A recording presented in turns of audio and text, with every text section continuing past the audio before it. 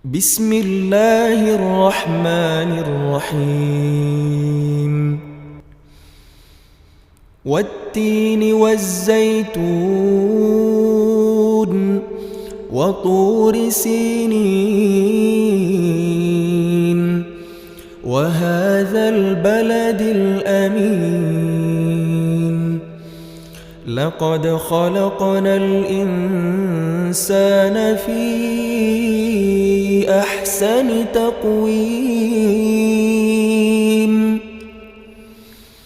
ثم رددناه أسفل سافلين إلا الذين آمنوا وعملوا الصالحات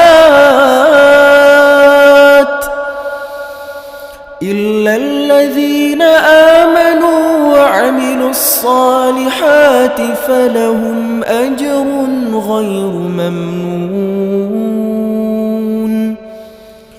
فما يكذبك بعد بالدين أليس الله بأحكم الحاكمين.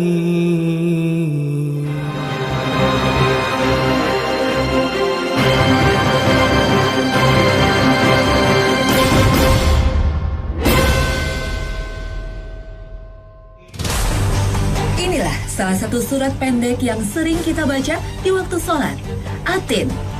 Sebuah surat yang menerangkan bahwa manusia telah diciptakan dalam bentuk paling baik, sempurna. Namun atas kuasa Allah pula, manusia dikembalikan ke tempat yang paling hina.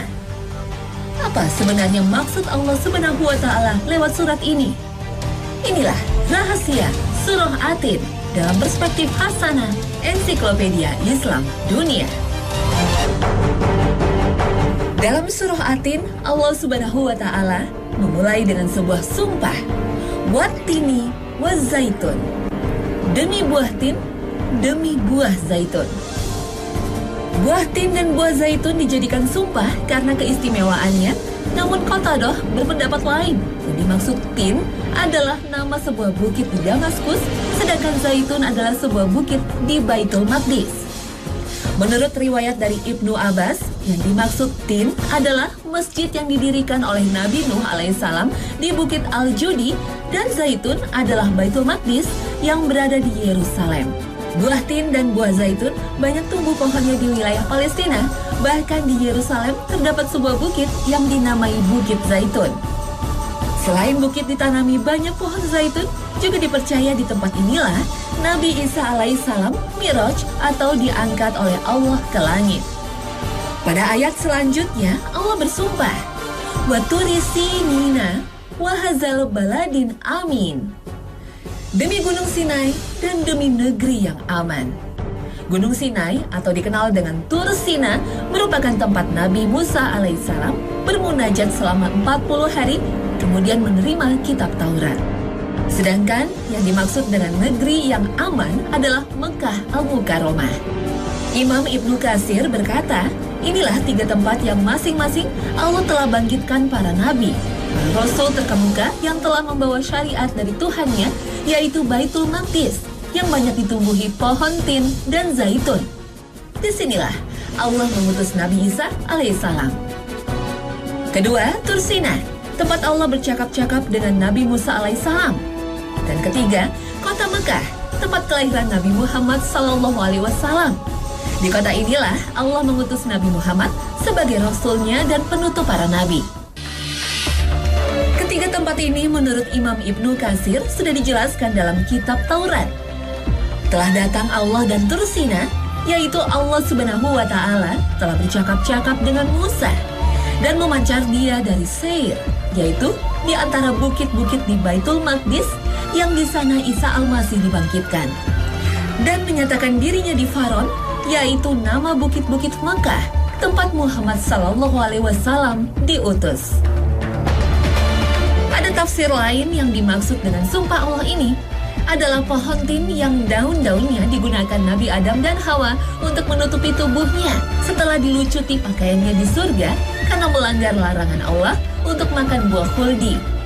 Pendapat lainnya, pohon Pohon tin adalah pohon yang tumbuh di sebuah gunung tempat perahu Nabi Nuh terdampar setelah banjir besar yang memusnahkan kaumnya. Ibnu Taimiyah rahimahullah berkata, maka firman Allah demi buah tin, demi buah zaitun, demi bukit Tursina, demi negeri yang aman ini adalah sumpah kemuliaan yang dianugerahkan Allah kepada 3 tempat yang agung. Di sanalah petunjuk Allah berupa kitabnya Taurat, Injil, dan Al-Quran diturunkan. Inilah pendapat para ulama dalam menafsirkan surah At-Tin. Wallahu a'lam. لقد خلقنا الإنسان في أحسن تقويم ثم رددناه أسفل سافلين إلا الذين آمنوا وعملوا الصالحات فلهم أجر غير ممنون. Sesungguhnya kami telah menciptakan manusia dalam bentuk yang sebaik-baiknya, kemudian kami kembalikan dia ke tempat yang serendah-rendahnya neraka, kecuali orang-orang yang beriman dan mengerjakan amal soleh. Maka bagi mereka pahala yang tiada putus-putusnya. Quran Surat At-Tin ayat 4 hingga 6. Setelah bersumpah, Allah Ta'ala menjelaskan telah menciptakan manusia dalam bentuk dan sifat sebaik-baiknya, dengan seluruh anggota tubuh yang seimbang dan sempurna, tidak kekurangan sedikit pun. Namun kebanyakan manusia kufur dan lalai terhadap nikmat Allah. Mereka juga membangkang terhadap perintah Allah. Karena itulah Allah kembalikan manusia dalam neraka, kecuali orang yang beriman dan beramal soleh, bagi mereka pahala yang tiada putus-putusnya. Pada ayat selanjutnya, Allah berfirman, فَمَا يُكَذِّبُكَ بَعْدُ بِالدِّينِ أَلَيْسَ اللَّهُ بِأَحْكَمِ الْحَاكِمِينَ. Maka apakah yang menyebabkan kamu mendustakan hari pembalasan sesudah adanya keterangan-keterangan itu? Bukankah Allah Hakim yang seadil-adilnya? Quran Surat At-Tin ayat 7 dan 8. Pertanyaan Allah Azza wa Jalla sesungguhnya mempertegas tentang keadilannya. Apakah adil jika setelah menciptakan manusia, kemudian dibiarkan dan ditinggalkan begitu saja tanpa ada perintah dan larangannya, juga tanpa diberikan balasan baik atau buruk? Ataukah sesuai keadilannya jika Ia yang Maha Pencipta telah menciptakan manusia dan menganugerahkan seluruh nikmatnya yang tiada terbilang, lalu tidak membimbingnya dengan bimbingan yang baik untuk dikembalikan kepada alam akhirat? Inilah keadilan Allah yang tidak akan menzolimi hambanya. Sejatinya manusialah yang telah menzolimi dirinya sendiri.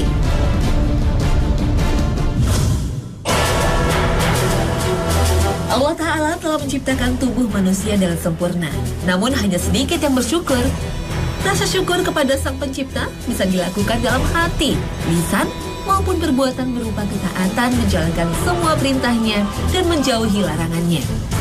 Namun ingatlah, iblis akan terus mengganggu manusia hingga kita menjadi makhluk yang tidak bersyukur.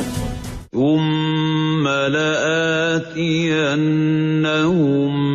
مِّن بَيْنِ أَيْدِيهِمْ وَمِنْ خَلْفِهِمْ وَعَنْ أَيْمَانِهِمْ وَعَنْ شَمَائِلِهِمْ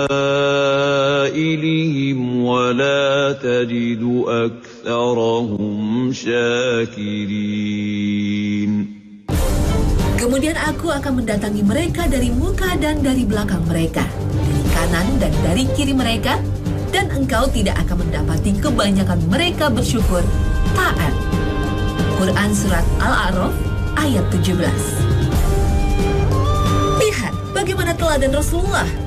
Meskipun telah dijamin masuk surga dan terjaga dari dosa, Rasulullah selalu beristighfar dan selalu mengerjakan sholat malam hingga kedua telapak tangannya bengkak. Ketika Rasulullah ditanya, untuk apa melakukan itu semua, padahal Allah telah mengampuni dan menjaminnya, Rasulullah hanya menjawab, apakah aku tidak boleh untuk menjadi orang yang bersyukur? Agar kita selalu bersyukur, mari kita renungi bagaimana kesempurnaan ciptaan Allah yang begitu menakjubkan. Tubuh kita tersusun dari triliunan sel-sel yang memiliki kecerdasan luar biasa untuk membelah dan memperbanyak diri. Setiap sel baru memiliki bentuk berbeda. Beberapa menjadi sel darah, beberapa menjadi sel tulang, dan lainnya menjadi sel syaraf. Masing-masing sel menjalankan tugas secara berbeda. Misalnya, sel otot dalam kaki menyerupai anyaman tali, sehingga kita bisa berjalan dan berlari. Adapun sel darah berbentuk bulat seperti piringan, tugasnya membawa oksigen yang diperlukan untuk tubuh melalui perantara pembuluh darah. Sementara sel-sel di kulit menyatu dan teratur rapat, hingga kulit tidak dapat ditembus oleh mikroba dan air. Semua sel bekerja sesuai dengan fungsinya tanpa kita perintah sama sekali. Siapakah yang merancangnya? Hanya Allah yang membuat rancangannya begitu sempurna. Coba kita perhatikan bagaimana otak kita bekerja. Otak yang terdiri dari 80% air ini memiliki 100 miliar sel syaraf yang mengirimkan sinyal dengan kecepatan 254 km per jam, mampu menciptakan impuls listrik lebih banyak daripada sambungan telepon di seluruh dunia jika dikumpulkan. Coba kita rasakan juga bagaimana jantung kita berdetak. Sekitar 40 juta kali setiap tahun, mampu memompa 48 juta galon darah, padahal bobotnya cuma 0,45 kg. Sekali bernafas, kita memerlukan 0,5 liter udara. Bila per menit kita bernafas 20 kali, maka udara yang dibutuhkan sebanyak 10 liter per menit. Jadi, setiap hari kita memerlukan 14.400 liter udara. Jika kita konversikan ke dalam rupiah, dengan perbandingan harga oksigen Rp25.000 per liter dan nitrogen Rp9.950 per liter, berdasarkan data tahun 2009, maka setiap hari kita menghirup udara setara lebih dari 176 juta rupiah, atau setiap bulan lebih dari 5,3 miliar rupiah. Kalau setahun, berapa banyak yang harus kita bayar? Tapi, kita tidak perlu membayar semahal itu. Semuanya diberikan oleh Allah Subhanahu wa Ta'ala secara gratis. Ini baru sedikit nikmat Allah yang seringkali tidak kita sadari. Padahal begitu banyak nikmat Allah yang dianugerahkan untuk manusia. Masihkah kita kufur terhadap nikmat-nikmatnya?